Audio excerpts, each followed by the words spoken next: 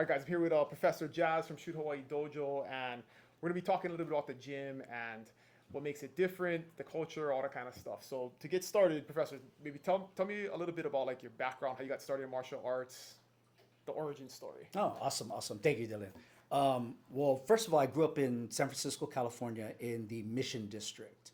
Um, Kind of a Latino neighborhood. Now it's kind of gentrified, but back in the day, it could be considered the hood, I guess you'd say.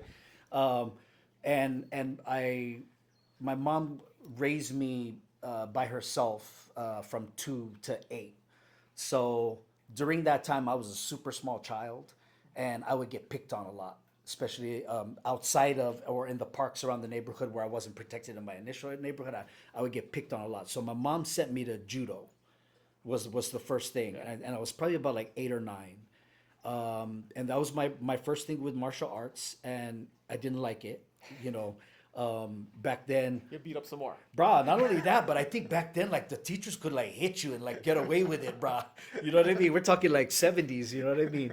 I didn't like it, and then, but I was forced to go. But that did help with some discipline things and things like that. Didn't really help with confidence yet. And then seventh grade, we got introduced to folk wrestling.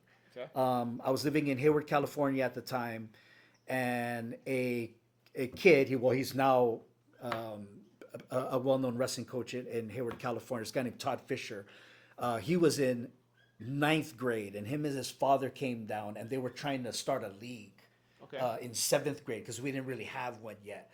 So they started recruiting guys, and so I remember they had the thing in the gym, and like all of us seventh graders went, and some people either freaked out about it or immediately got into wrestling from there. Okay. So because it was something that I could do at my height and weight with somebody my height and weight, like I was stoked about it. Okay. You know what I mean? It's like, oh, cool, I could, you know what I mean? I get to like bit train more with, fair. yeah, it's a little bit more fair, right? So I fell in love with wrestling, and then of course I wrestled in high school, and dibble dabbled in catch wrestling and stuff like that in the '80s from friends that I met. But it wasn't until Hawaii when I moved here in '93 when I got really serious into martial arts, and that's when I started my training in Hawaiian Kenpo, as well as kickboxing, eskrima, and while still training in catch wrestling, which I kind of picked up from the mainland and then brought it here with myself. And so in the early days of where nobody was cross training, I was probably one of the guys that was cross training. Doing mixed martial arts. Yeah, Before it was, yeah. before it was a And thing. not bragging or saying, oh, like I was the first guy or anything. I was just one of the guys that nobody cared I was doing it. So Yeah. nobody grumbled. Most of my coaches were friends with each other. Yeah. And they knew that, like, oh, he's with you on Monday and Tuesday. Shoot, I got him Wednesday, Friday, whatever. I think that's an important distinction. Is like back in those days, it was very territorial, right? Like if you did one thing, that was the only thing you could do. Right. But now it's a kind of Yeah. very normal. People they do wrestling, they do jujitsu, they do karate, and it's all cool, right? But Yeah, well, the difference is back then, like now people are aware of their skills, and a lot of people have been done what we call like either put in check or where they're like kind of, I wouldn't say exposed, but like back then a lot of people didn't want you cross training because they didn't want anybody to see how bad you really were. Wait, wait, wait. Bad or bad? Bad as in like no skills. Okay. You know what I mean? There's a lot of people teaching bullshit back then, and so They didn't want you to find out that stuff no work. or that you went somebody and people are like, what the hell is that? Yeah, You know what I mean? So I discovered in traveling in kind of both of those worlds that there was a lot of that, and like now because of jujitsu, that kind of exposed things that like, hey, you know, your weakness is probably ground, you know, kind of thing. After that, people were a little bit more comfortable with people exposing their art or being exposed to other people. And I think more it was just now of more territorial. Hey, you train over here, you pay me. Yeah. I'm supposed to be the guy. Yeah. You know what I mean? But I think that in cross training, especially back in the day, we weren't trained, at least I wasn't training to learn a system. I wasn't training because I wanted to necessarily get a black belt in a particular system.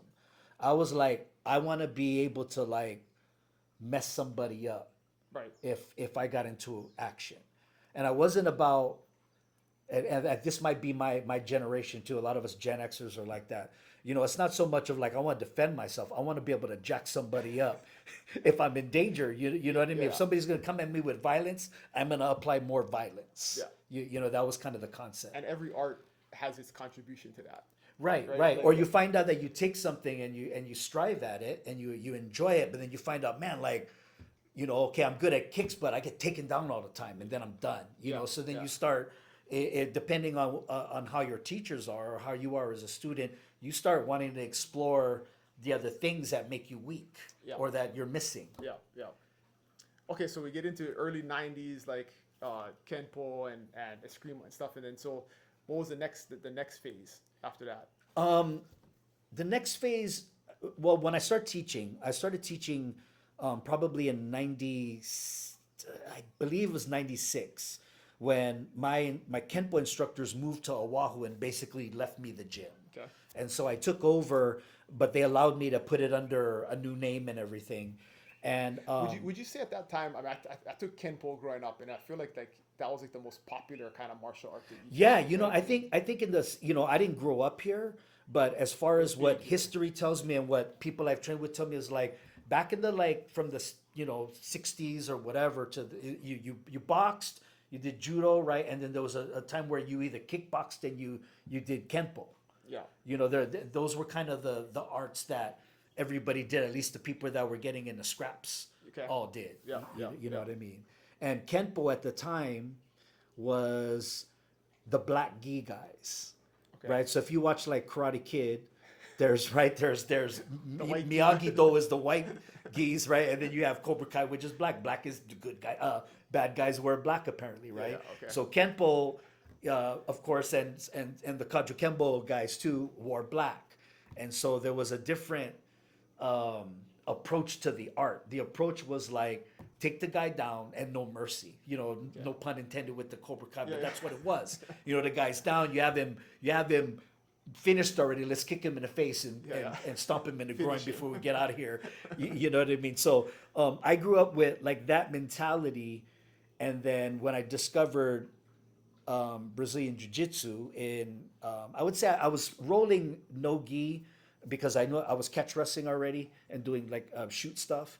About 98 would be when I would consider when I think I was using actual jiu-jitsu moves. Okay. And then 2009 is when I officially like put on gi. Okay. So I believe when people say like how long did it take you to get your black belt, I have to start from I believe 2009. Okay. Officially. Okay. Yeah. And then, so anything in between? You mentioned Kaju Kembo. Was that another system in between at some point? Kaju Kembo was, how do I explain this? People that are in those arts will understand me when I say this, but in many arts, like Brazilian Jiu-Jitsu now, there's politics. Yeah. And so Kaju Kembo is where my lineage comes from, but I do not teach nor am recognized by Kaju Kembo people. Okay. Although I'm on the family tree. For those of you that have the family tree, I'm the far bottom left. You can't miss me. I'm the very last guy on the bottom left. But what I was, I guess, certified to teach would be Hawaiian Kenpo. Got it. Okay. Yeah. Okay. So getting into kind of fast forwarding to Shoot Hawaii. So Shoot Hawaii actually started when officially? So remember I started teaching Kenpo like 96 to I believe 98, and then I moved to Kona between 98 and 99. Okay. And my first gym that I opened up, or my first class I opened up, was I subleased from Sensei Charlie Hua. Okay. Over at Yano Hall. Okay. And he would let me use his mats that were the hardest thing known to man at the time. I did judo on those mats, so I remember. Yeah, love you, Sensei. Yeah, you know those mats, right? Them green tatamis, bro. Yeah. So I would had straw inside. I don't know if yeah. you know Bro. Bro. Some of my guys would be like, "Can we just roll on the floor?" But that was my first opening here, and then I was trying to find a name, and whenever people would come to train with me, although it was more of a Kenpo class, I would incorporate grappling in every way, shape, or form. There would always be some type of a grappling finish, whether there be a submission or something. There was something that you knew that came from grappling. And so the style of grappling that I did would technically be catch wrestling or shoot wrestling, or back in that day, what was popular was shuto. Okay. And so I was like, ooh, Shuto Hawaii would be awesome. But I'm not of lineage of Shuto. Okay. So I just was kind of researching around. I said, what I do technically is shoot wrestling. So I just said shoot wrestling Hawaii. Then I was like, okay, let's take out wrestling, It doesn't have a ring to shoot it. Hawaii. And then I was a big fan of Pride. You remember Pride? Yep, yep. And one of the crews on there was the Takada Dojo, which the guy now, I can't even think of his name right now. Now, actually, he fought Hickson, but then ended up being Hickson's student. And I believe he's now a brown belt. But anyway, it was Takada Dojo. And so I thought, ooh, like, because I kind of come from that Japanese style of catch wrestling, I said, so I'm going to do Shoot Hawaii Dojo. Okay. And the dojo, to me, tied me into my Japanese lineage. I do have Japanese jiu-jitsu and judo in my lineage. So, and then the catch, so, and then Hawaii, and that's how the name. So I've had that name since 1998. Okay. Okay. And then what? So since '98, there has been some evolutions, right? So kind of walk us through what has the evolutions been from '98 till Ooh, man. 26. You know, people, when there's discussions that come up of loyalty, like you know, a lot of people now train at 2 different gyms. Some people like, you know what, I'm a do a belt every belt I'm a move. Okay. There's some I know some guys like that. Yeah, Okay. But in my time, you really only left for a few reasons. It was either you thought you were being mistreated at your gym, or you just didn't align, whether it be spiritually or whatever. And the other thing could be distance. Yep. So my first teacher was Kahana Cordero, was my first Brazilian Jiu-Jitsu, and to this day, one of my closest friends. And I was with him until purple belt. And when I moved away, it had nothing to do with me being mistreated or anything like that. I love the guy to this day.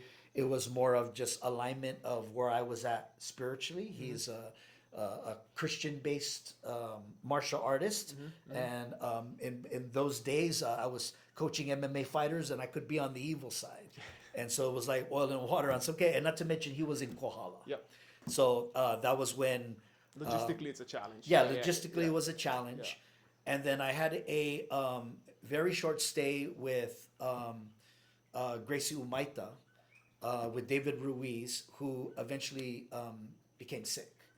And wasn't teaching at the time, and gave me blessing to move on as with affiliation, and that's when I met the Snake Pit guys and Carlos Catania. Yeah. And of course, so I spent a couple of years with the Snake Pit as their Hawaii representative. I learned a lot from that organization, and that's where I met Carlos. And I've been with Carlos since purple belt. He gave me my black belt and my first degree, and he was the teacher that re-taught me, even though I never thought I was disloyal. He taught me what loyalty was. Okay. And I mean that because I don't stay with him just because he's like a badass jiu-jitsu guy. You know, I don't stay because he's world champion. I don't stay because he's got millions of gyms or whatever. Yeah. I stay with him because more morality wise, ethic wise, our things align, and the way that we think in martial arts is the same. Peace, always peace. But man, if we're gonna get down, you're gonna get destroyed. Yeah. Yeah. You know what I mean? And that's why I stay with him. I think that's a good segue into maybe talking about like the culture and mindset of Shoot Hawaii Dojo, which definitely comes from all the different lineages. You know, what is that? You know, how would you sum that up in terms of like what is the culture of the organization? You know, the culture of the organization itself kind of stems off of how I am in my life and as a person, and some of my past students, meaning that we are too busy to take this as serious as somebody that's going to be professional. So our thing was always going to be, we're going to be hobbyists, but on the days we're doing it, we're going to train like a freaking professional. Okay. And we're going to train like the guys do it that go all out. It's just that we're going to do it 2 days a week and we're going to recoup for 5 days, not the other way around. Yep. You know what I mean? So that we could do it longer and so that it wasn't our life. We didn't want it to be our life, but we wanted it to be our base for how we operate. You know what I mean? I'm talking again with my first set of, I guess you would say, black belts from Shoot Hawaii, which anybody right now, there's no jiu-jitsu black belts. You actually would be the first one that's on his way. But Shoot Hawaii with my other art, which I kind of coined Hawaiian combat jiu-jitsu, which is the kenpo and the catch wrestling. I have 6 black belts in that. And most of those guys became my black belts because of the way they lived their life as a martial arts practitioner, not so much because they were a world champion or because they were the next one that could branch off and do a school. Yeah, yeah. You know, it's never about let's go to this tournament and get The trophy. all golds. Yeah, yeah. It's more of like, hey man, let's go to this tournament and show them a bunch of hobbyists can go in there and podium anyway. Yeah, yeah, yeah. You know what I mean? We didn't even know this tournament existed until Friday, and we're gonna show up and we're still gonna kick some ass. Yeah. Because our confidence and our basics are that good. I'm not gonna brag and say like I got like the fanciest moves. I do think I got some 6 subs, but I think that the basis of what has kept my school open so many years is our basics, the strength of our basics, and the strength of the concept of make jujitsu help you run your life but not be your life. Yeah. Of how it could make you this strong, kick-ass person through life, but not where every moment you give has to be to jujitsu. I don't have time for that. I got kids. I have a wife who has a busy career, and I gotta take care of her. Businesses. Yeah, I'm a school teacher. I got hundreds of kids I gotta worry about. Yeah, yeah. If I focused entirely on jujitsu, I wouldn't make it. I wouldn't be here at 56 still going. Yeah. I would have been gone a long time. And I see a lot of my friends that got black belts at a young age and like just whoop some ass, and then after about 10 years, they're like, I am freaking done. Yeah. That won't happen to me. Yeah, yeah, yeah. You know what I mean? So on that note, I think another thing, definitely that drew me in early, which I think is an important thing to talk about, is in addition to all that cultural stuff you talked about, is like the family mentality, right? And how there's something you can do as a family together. There's plenty of dads and kids and moms and kids, and I feel like that's not super common. I mean, most places have a kids program and adults program, but it's not as integrated, or like you don't get to train together as often. And to me, it's something that is special, right? I mean, is that by design? Yeah. It's by design, not because I wanted the school to be successful like that. It's by design like that because the common thing that I heard when I would run into a friend, like, do you do jiu-jitsu? Oh, my kid does. Well, how come you don't? Well, I can't afford for all of us. That's the main thing I heard. Like, if you're paying $150 and, shout out to whoever's getting $150 a month, like, frick, congrats. You know what I'm saying? But like the average family, at least in my area, can only do 150. Yeah. So I'm gonna have to like make that like, okay, but maybe I'll get 150, but maybe it's gonna let 3 people in.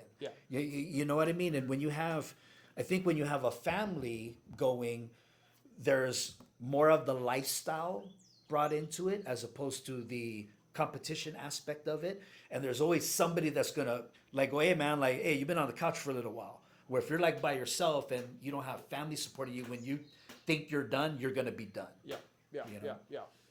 So on the note of kids, like, that's something that I always admire when I watch the kids class and stuff. You not only teach technique and how to do different moves and stuff like that, but you talk a lot about just how to be a good person.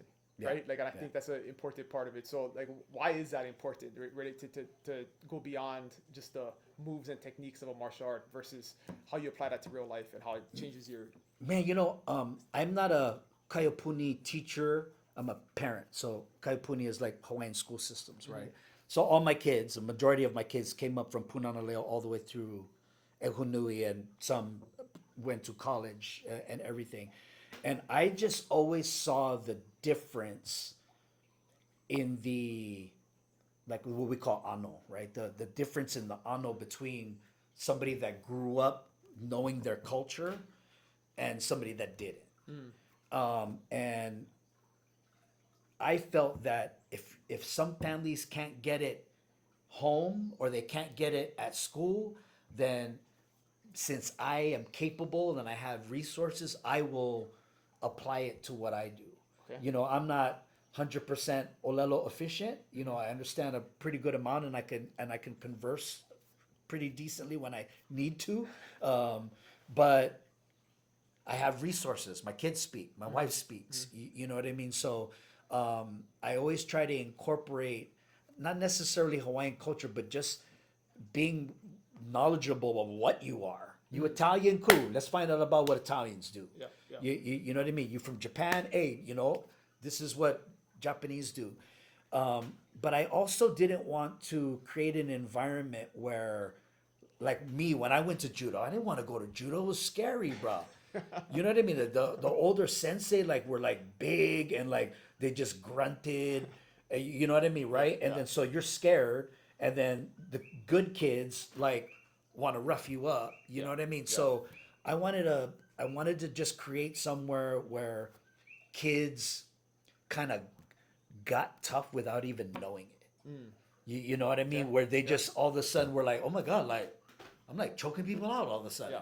Not like where there shouldn't be a like, hey, by this belt you should be doing this. By this belt you should be doing this. Everybody is freaking different. I learned that as a damn school teacher, that everybody has a different brain, and why you gonna cut certain people off because they're not capable? That's where I think the focusing on 100% competition can not be fair to somebody that can't think that way or can't or doesn't desire that. Because then if they don't, then where? And I wanted to be a gym to where you didn't have to compete, but as soon as you said you wanted to, I could get you there. So okay, cool. You want to win a championship? I can get you there. We don't do this every day, but if you want to, I can tell you and put you on the right track here of what it's going to take for you to win that world championship if you want to. If you don't want to, I don't care. You're still going to get promoted when you show me you're doing the moves correctly and you could teach them. That's the other thing is I am a stickler on passing what I know on so that it can be retaught. And it be retaught not only in its original way, but in its hybrid. Like you, for instance, right? Like you move how I moved 15 years ago. So there's things I can't do anymore. So I don't show them. So I expect you to, even though I'm not necessarily teaching you those, you're picking things up with my basics and then learning at an open mat or in competition, somebody does it on you and you're learning how to incorporate it. I need you to teach that, right? If not, the art doesn't develop and the students don't get any better. Just because I can't teach something anymore, I don't berimbolo. I can berimbolo and I can stop a berimbolo, but I'm not going to go, okay, today we're berimboloing. I'm going to go, today Mason's doing it. You know what I mean? So, and I know a lot of gyms do that. I just really focus on that being the primary thing I want for development. Not so much that you could tap somebody with it. Can you break it down from move to move, all 6 steps to get to there, and break it down doing it in 3? You know, can you do it in its simplest form, and can you do it in its advanced form? And when you could do that, and then you can grab stuff on your own, and then expand, everybody just grows. I love that. And so even like if we take that back, you know, one of the things a lot of people say about jiu-jitsu is that one of the huge big benefits for kids that I love is like it bully proofs them, right? And so what does that mean to you? Like, what does it mean to get a kid, you know, not necessarily like you're talking about, don't need to be a world champion, don't need to be a competitor, but I pretty much feel like universally a kid that's exposed to jiu-jitsu gets a level of confidence that helps them just in life. And I think that's what it is. It's the way you walk. It is the way you walk. Jiu-jitsu gives you a certain swag when you walk. Like serious kind. It's just like if you're a musician, right? If you're a musician, I'm a musician. So I tend to walk with probably some swag, right? But since I do jiu-jitsu, I probably work with a little bit even more swag because I'm not worried about shit. Yeah. Yeah. You know what I mean? Yeah. And so I think with kids, it's not so much that it teaches them how to stop bullies, it teaches them how to look like they shouldn't be bullied with. Like kids just go, you know what, I ain't effing with this kid. This kid just looks like he could, you know, like I remember when I was in school and I used to get bullied a lot. So when I started taking martial arts, I started hanging around with the cooler kids. And then I noticed myself start not being a bully, but supporting the bullies, if that makes any sense. Because now they accept me now because I can do something, right? And I remember they were messing with this kid and the kid had glasses on. And then I was like, hey man, I remember this clearly. I was like 7th grade maybe. And I was like, hey man, you better take off your glasses or somebody's gonna broke your face. And he goes like this, he's like, it's not gonna happen. And I saw the look in his eye and I told the other guys, I was like, hey man, I'm gonna bounce.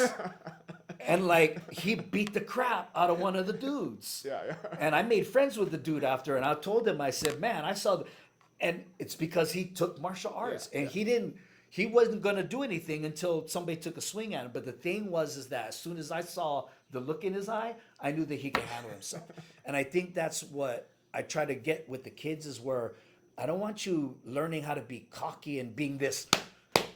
That's my pet peeve, bro. When I see people do this on the mat, I'm like, oh, stop.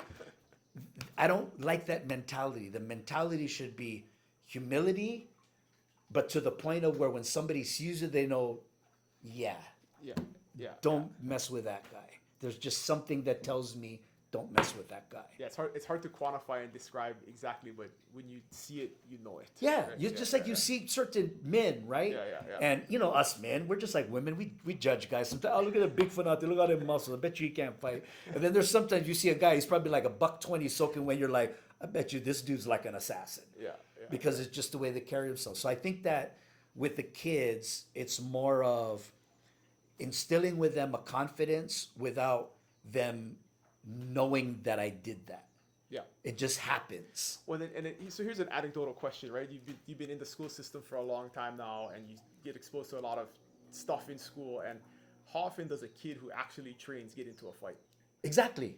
It's never the kids that get into that train. Yeah. And if they do, they're getting into a fight with another trained guy, and they probably got beef elsewhere. Yeah. You know what I'm saying? Yeah. But you never get guys that train bullying guys. If you see a guy that trains fighting at school, he's 99% of the time fighting another trained guy, and they probably got beef somewhere. Or they're defending a friend that's getting right. bullied or something. But like you that. don't see like guys train bullying guys. Yeah. It just doesn't happen. Yeah. That's a good reminder. You know, one of your other principles that you put in our shirts and stuff like that is building future champions, right? And so what does that mean? Prime example. I retired from a almost 30-year career in broadcasting in 2022. And instead of going like, man, I'm going to retire, then I'm going to go play golf, and I'm going to da-da-da.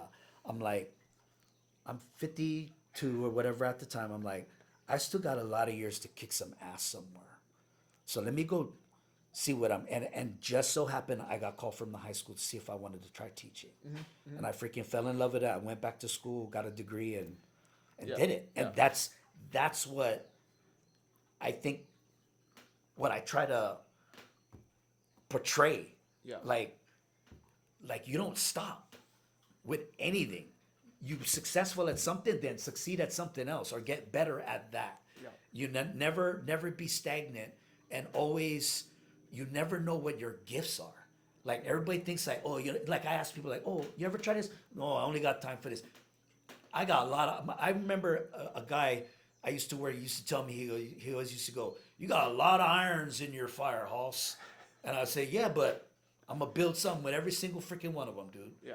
You know what I mean? Not one's going to stay in there. Yeah. You know what I mean? If I choose to do something, I want to conquer it, and I want to be the best at it. Whether that's being, I told my wife, she goes, and what you going to do after you conquer teaching? I said, I don't know, maybe I'll go be a freaking flight attendant. You know what I mean? Be the freaking badassest flight attendant. You know what I mean? But whatever it is, I think that as a martial arts teacher and as a teacher, that's what I'm trying to instill, is that I don't care what you choose to be, you just go kick ass at it, and don't waste nobody's time. Don't waste anybody's time on the way there. Don't waste nobody's time when you get there. Like, show that you deserve to be there and that you need to move up and do bigger things and then expand. Yeah, and I think definitely with jiu-jitsu, there's so many different aspects to it that you learn that in like micro doses, right? Where it's Right. like if you first learn how to like get out of a bad position, and you gotta practice it over and over and over and over again before you get good at it, and then you're good at it, and then you gotta figure out, okay, now how do I sweep somebody to get on top? And you gotta practice that Right. over and over. So Right. it's like you gotta like really every little thing you have to apply all your effort and dedication to it to get good at it, and then you just move on to another problem. Right. And then in the beginning, you're trying to prevent problems, right? And then you're trying to, okay, how do I fix the problem? And then when you get to your advanced stages, it's no longer about that. It's like, oh, this shit happened. Guess what? I'm gonna make something good out of this, and now I'm doing this. Yeah. That was just a stepping stone for me be good at this now, instead of, oh shit, here's a setback. Yeah. You know what I mean? Nah, just means that I'm done with that, And then I'm moving on. True mastery is you can foresee the problem before it happens and then get ahead of it. Right, and get ahead of it. Get to the back before homeboy doesn't want you there. Yeah, Before you yeah. know it, you're on the back. Same thing with everything else in life, right? Love that. Okay, anything else? I mean, that comes to top of mind of like that makes Shoot Hawaii different. That, you know, if somebody's out there thinking like, man, I should get started, but I'm intimidated, or I'm not sure if this is right for me. I mean, what should their mindset be around this? What would you tell them? A couple of things, especially with my crowd, and maybe it's because of my age now that I'm 56. A lot of my friends are like broken, and so a lot of them will, when I ask them like, hey, you should try jiu-jitsu, man. Like, you know, I have some friends that like, they're on disability, right? And I'm not gonna clown anybody or anything else on disability, but it's like, hey man, like I've had an injury worse than that. Like, you don't need to be 5 times. Yeah, I've had both shoulders replaced, bro, and like I don't think you need to be on disability. You know, I'm trying to like encourage them, like, man, let's get up, like freaking stop working the system. Let's get the hell up and do something. You know what I mean? And it's always, well, I'm not in shape, or I'm jacked up. I don't want to get hurt. And that is the case, and that's valid if you're trying to get into a gym where everybody in that gym's a world champion. And again, I'm not knocking that, because that's where you're trying to be. I tell students all the time that come to me and I know that their goal is to be a world champion, I send them somewhere else. But if they choose to stay, cool, you stay. You know what I mean? I got a lot of friends out there that own gyms. You know what I mean? I'll tell somebody right off that, hey, you want to make it to this? Go see my friends over at freaking High Grade, man. Those guys are badass. You know what I mean? You could stay here and I'll probably take you there, but I know these guys take it a little bit more serious, so you might want to go there. And some guys just don't have that option to be able to go to a gym that where they could get hurt at. So I try my hardest to like make it workable for you got no leg, you gonna roll with somebody that can work with you. You know what I mean? And sometimes there are guys, I mean, we have proof. I wish we had videotape of some of the guys that have come in where they haven't bent down in like 5 years, bro. Shoes, Yeah, we have guys that like couldn't get on the floor. They needed help to get on the floor. And then they're here like about 2 years, and then you don't even notice it, and they're like next to you rolling, and you're like, holy crap, dude, like you're freaking going inverted. You're like, you know, and it just kind of happens, right? But that only happens if you're safe. That kind of, for those type of people. You know, people with injuries can only rehabilitate if you're safe, if your environment is safe. And mine isn't 100% safe. Never gonna be. It's never gonna be. I've had people get hurt and leave because they got hurt, whether it was our fault or whatever. Sometimes that happens. You get hurt somewhere, you think you gotta go. And I never fault anybody for that. But you're gonna get hurt anywhere you go. The point is that if you can be somewhere where you can get rolls in with people you trust, then you can keep going. You can go forever. Our oldest student is John, who's a purple belt, runs the middle school program at Kona in the middle. What is he, 72? I think. Yeah, yeah. I may be wrong. He may be closer to 80, but he's like 72, right? Yeah. And you remember when he would adjust his pant leg and he would blow his knee. Yeah. That's how bad his knee was. Yeah. And he's come like a long way. Yeah. You know, Yeah. to mobility. You know, so that's what I mean by like building champions. Like, hey, this dude's walking. Yeah. Yeah. You know what I mean? This dude's actually got up off of the couch and went back to work, because if you can go to jiu-jitsu, you can go to work. Absolutely. Right? Absolutely. Yeah, something that I always find is cool is like after a year or two of new guys come in, you start to notice how skinny, like they're losing weight, right? They're like slim and trim. Yeah, And yeah. I was just having a conversation the other day with one of the students about how, and this is like the bigger benefit is you have to rethink all of your decisions if you're dedicated to come in to jiu-jitsu at night, because you got to think about how much you eat for lunch, because you don't want to be full, right? You got to think about, hey, because it affects you and you wanna- notice it. Yeah, you yeah. notice like, man, I sucked wind today because I had a freaking burrito like a half hour before. You start noticing that. Or you think about like, do I really want to drink over the weekend because I'm not gonna feel as good on Right. Monday, and if I got to go train, so it's like that.